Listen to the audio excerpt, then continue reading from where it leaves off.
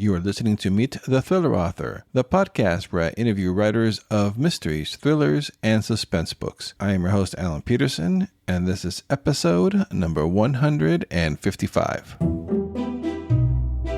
On this episode of the podcast, we'll be meeting Mary Keliikoa, who is the author of the Lefty, Agatha, and Anthony-nominated PI Kelly Pruett mystery series. The latest book in the series, Denied, was published in May, so it's available right now. Had a real great time talking to Mary about her writing and her books, so stay tuned for that interview coming up here in just one moment. Just a quick reminder that you can find this show on Apple Podcasts, on Spotify, Amazon Music, Audible, Spreaker, just about anywhere out there that you can find a podcast, you'll be able to find this show.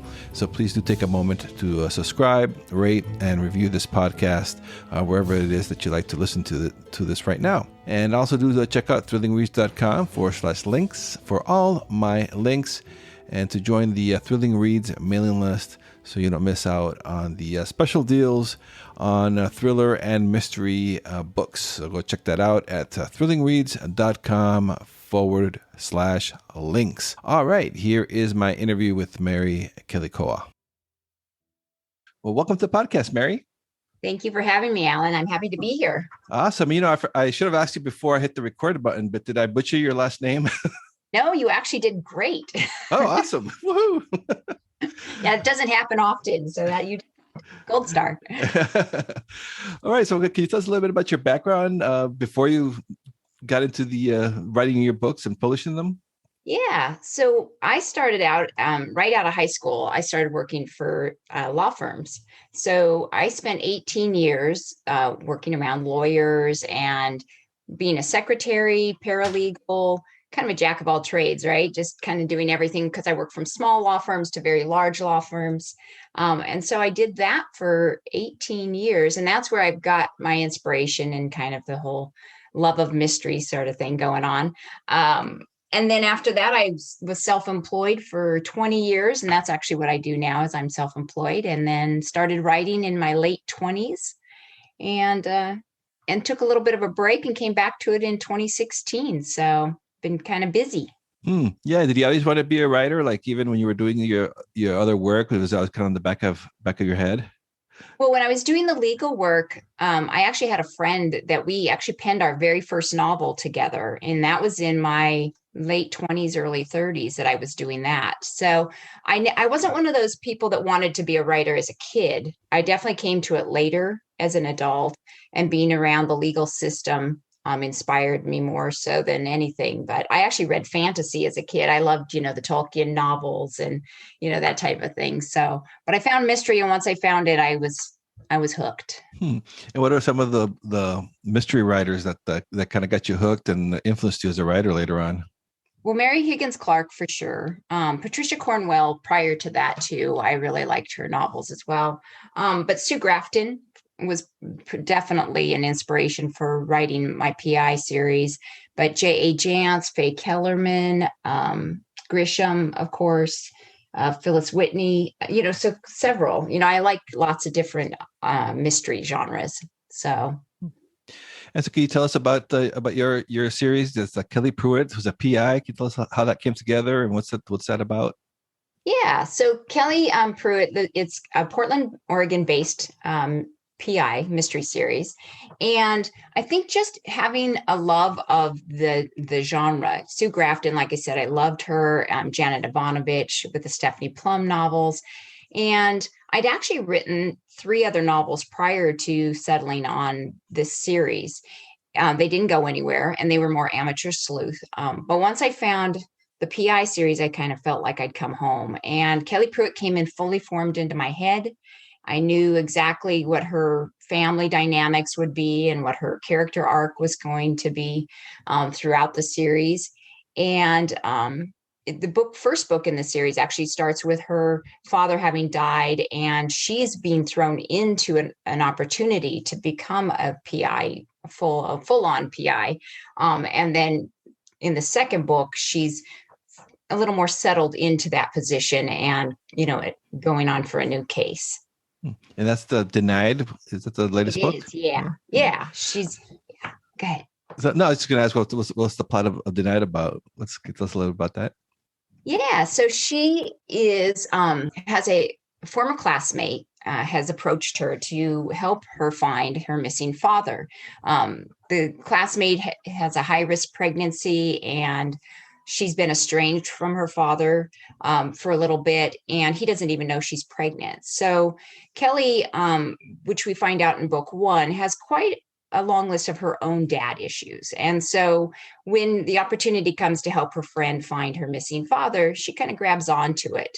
And she also knew the father from, the classroom days, high school days. And so she has an invested interest in this as well. But she's going to find that maybe there's some tragedy. It is a murder mystery after all.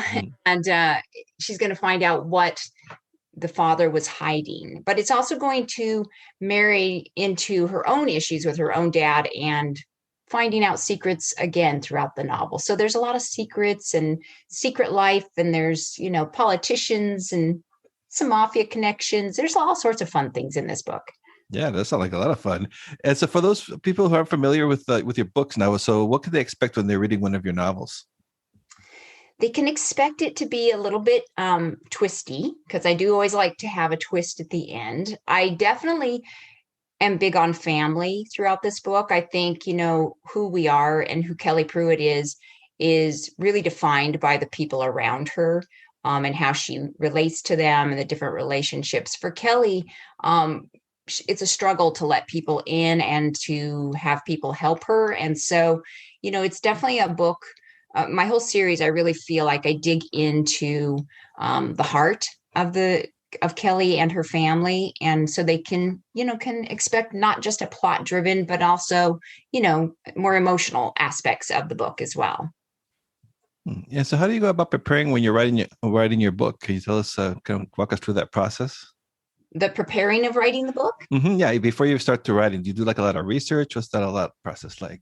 Yeah, well, I don't do a lot of research prior. I come up with an idea and I write the end of the book. That's usually where I start, because I'm a visual person. And so I usually can see how I want the book to end, and which is kind of an odd way to look at it or start it, I suppose. But I just have a feel like of how I want this to resonate at the very end. And then I come up with the crime, and then I start back at the beginning. And I usually write a back cover copy first as well. And then if I'm excited by the idea and the thought and how that looks, then I start from the beginning and I just type. I am a pantser all the way for the most part. I have gotten a little bit better as I've gotten older, that I'll plot out a few chapters ahead, but for the most part, I'm surprised, just like the reader is, as I kind of go through it. And I find that it's more organic for me, and I come up with fresher ideas than if I tried to figure it all out in the beginning. And then I make lots of notes throughout my manuscript that says, go back and double check this and do my research on this at that point. But, I try not to let that interrupt the flow in the beginning. And what do you use to write your books? Do you use like Word or some other software program? Yeah, I'm Word person all the way. I am, because I think I was in legal work, secretarial for so long. Word perfect, was kind of the thing. So yeah, I'm a Word girl all the way. Oh, Word Perfect. I remember Word Perfect. Yeah, back in the day. Yeah, the blue screen. That's right. Did I just date myself? Oh, yeah, I read it somewhere. I don't know what it is. I saw a picture. Yeah. Uh-huh. And so did your background now? You had that background in the legal field. Do you find drawing back on that? Did you like meet actual PIs during that time? How's that influenced it? I did. I actually worked, hand in hand, not really like, signing cases, I guess, with the attorney. The attorney, of course, is always in charge of all of that. But, there would be cases that we'd be calling on them to do investigation or witness statements or interviews, or to find somebody.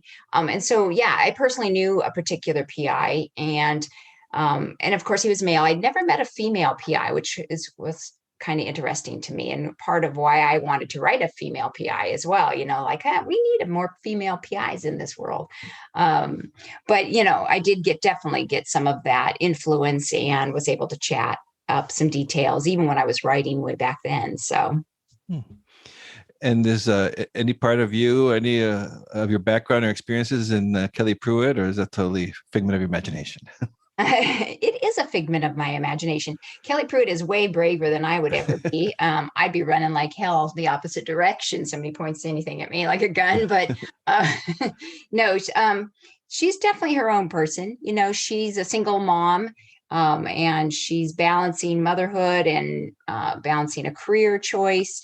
I lived under her father's shadow, trying to step out from underneath that. So she's definitely her own person. And so, like when you're writing a book, what's your writing day like? Do you like always have like the same spot, or you mix it around? Do you have like set hours? Set hours for sure. So I'm a creature of routine. So I hit the office about 7:30 every morning, and I write straight through probably till about 10. So 2 to 4 hours a day, depending, and then I'll go back to it later in the day if I have time. I'm married, so it's a balancing act, right? I can't live in my office all day long, but it's definitely routine. It's 5 to 6 days a week, 2 to 4 hours at a time. Try to get a word count in of about 2,000 words a day. But I try not to get too wrapped up into that. I try for a weekly goal because some days are just easier than others. There's some days the story flows and some days it just, comes out like a trickle. You're like, yeah, well, that was the hardest sentence I ever typed in the planet. So Yeah, that's a good point too. Because if you start freaking out about your missing word count goals, and you kind of dig yourself in a hole sometimes. you definitely do. You have to kind of go with it, right? Because it's not like we're solving cancer, brain surgery or something like that. Like it's a story and it has its own life to it, and you have to kind of just go with that sometimes. And I was wondering too, with the crazy year we've had with the pandemic, did that affect your writing process at all? Or I mean, I guess as writers we've been self-isolating already before this. Yeah, it's kind of like we're home. Yeah.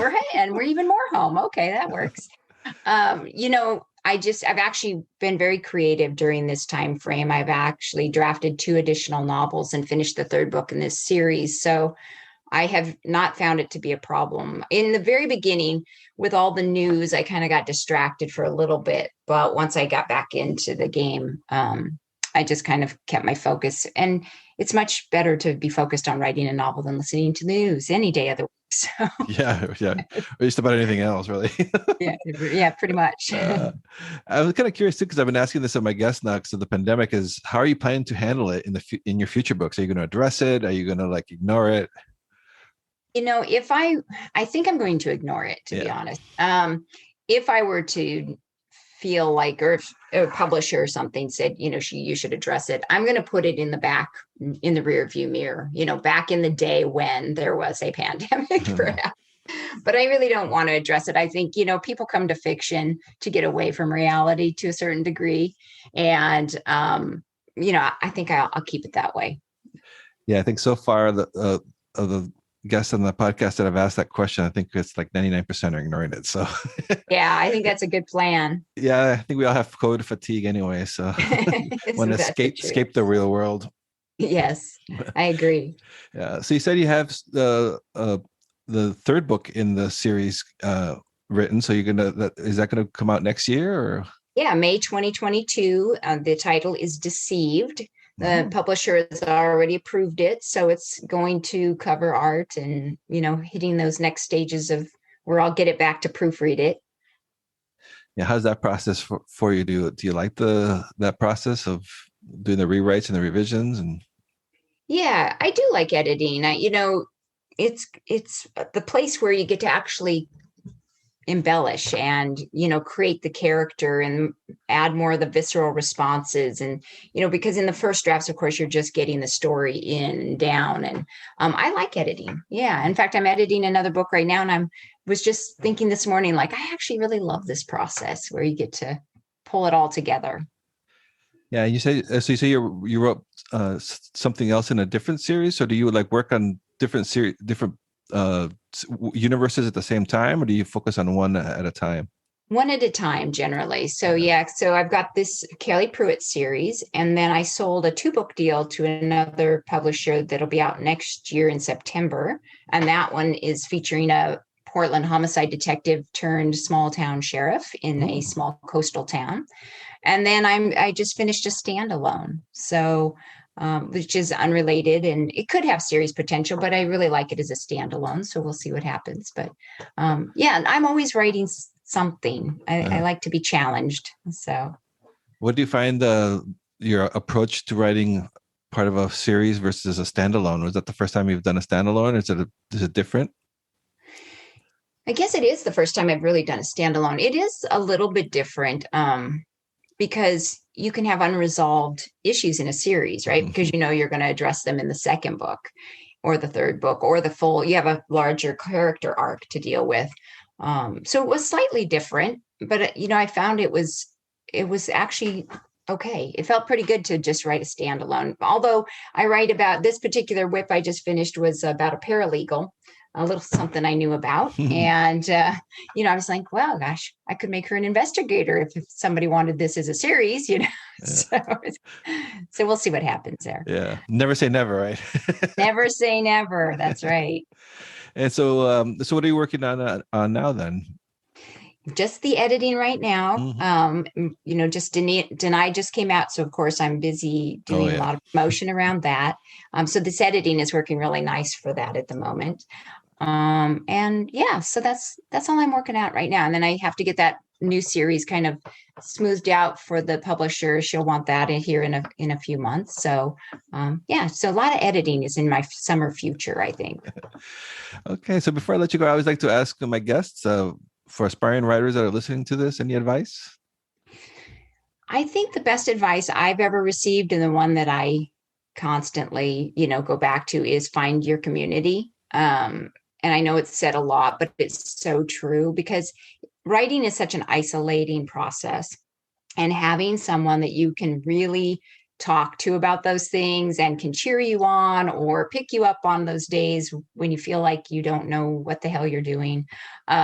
I think it's so important, and to give honest feedback, for your work, so that you have somebody, and you also get to be a better writer when you're editing other people's work as well. So, finding that community, finding that critique partners that you can work with, I think that's so important. And just keep writing. I mean, just don't stop, because you'll not get very far if you do. So. Yeah, excellent. So where can the listeners find you? You have a website? I do. MaryKeliikoa.com, MaryKeliikoa.com. I just launched a brand new website, so all the info about me is there, and links and information on my series.